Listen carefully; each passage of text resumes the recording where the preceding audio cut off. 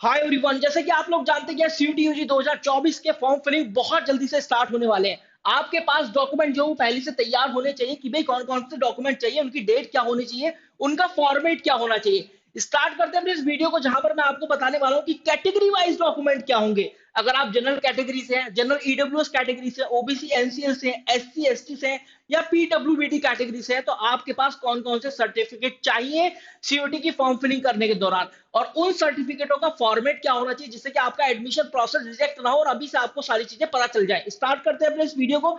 दोस्तों, सबसे पहले पर्सनल डॉक्यूमेंट्स में आपको बात बता देता हूं।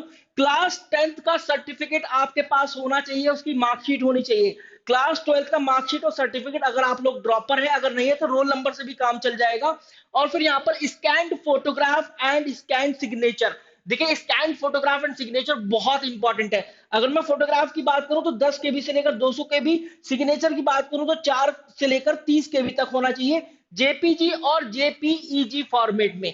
ये दो फॉर्मेट है इसके, या तो जेपीजी में हो या जेपीईजी फॉर्मेट हो। देखिए, जब फोटो ली जाती है तो ये उसके फॉर्मेट होते हैं, JPG, JPEG, PNG format, zip file. ठीक है, तो जेपीजी और जेपीजी में होना चाहिए। और गाइडलाइन जो है वो फोटोग्राफ की इस तरीके से होनी चाहिए कि 80% face visible including years against a white background.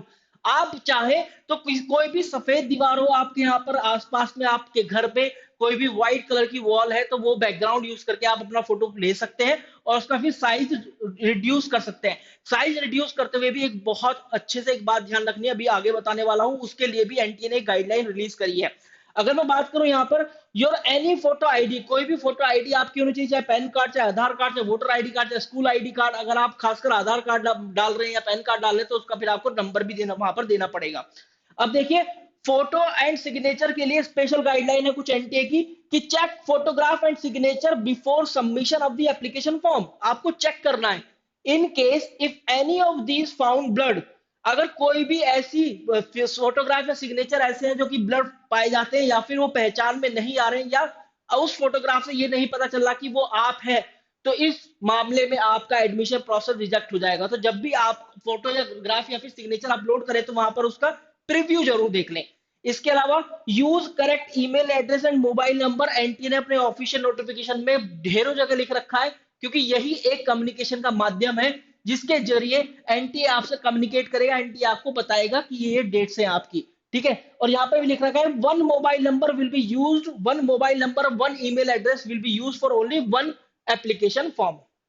इसके बाद यहाँ पर बहुत इंपॉर्टेंट, रिजर्वेशन वाले जो बच्चे हैं, देखिए यहाँ पर डॉक्यूमेंट की बताएं एक्सपेक्टेड डेट, ये यही आने वाली है। सीयूटी पीजी में भी हमने देखा कि ऑन और आफ्टर 1 अप्रैल 2023। अगर आप एक ऐसे स्टूडेंट है जो कि जनरल ईडब्ल्यूएस कैटेगरी से, इकोनॉमिकली वीकर सेक्शन, मतलब अगर आपकी फैमिली की एनुअल इनकम 8 लाख रुपए साल से कम की है, तो फिर आप अभी भी सर्टिफिकेट बनवा सकते हैं और उस कैटेगरी का या फिर इस बात का फायदा भी उठा सकते हैं। यहाँ पर सर्टिफिकेट होना चाहिए, डिक्लेरेशन होना चाहिए। अगर सर्टिफिकेट नहीं है तो डिक्लेरेशन आप जमा कर सकते हैं, बता सकते हैं कि मैं सर्टिफिकेट इस तारीख तक जमा कर दूंगा। इसके बाद ओबीसी एनसीएल सर्टिफिकेट आपके पास होना चाहिए अगर आप ओबीसी नॉन क्रिमिनल लेयर से हैं, अगर आपके पेरेंट्स की एनुअल इनकम 8 लाख रुपए साल से कम की है।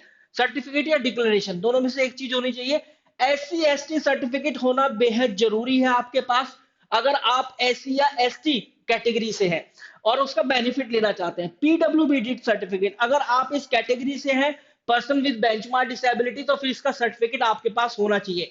तो दीज आर दी सर्टिफिकेट, और ये सारी की सारी गाइडलाइन है जो कि आपको फॉलो करनी है और यही डॉक्यूमेंट तैयार कर लेने हैं। अगर मैं इनकी बताऊं, देखो यार, 50 केबी से लेकर 300 केबी, ये सजेस्ट किया जाता है कि 50 से लेकर 300 केबी के ये फॉर्मेट में हो, ये पीडीएफ फॉर्मेट में होना चाहिए, और यही इसका साइज होना चाहिए, ये जो भी सर्टिफिकेट यहाँ पर बताए गए हैं गाइस।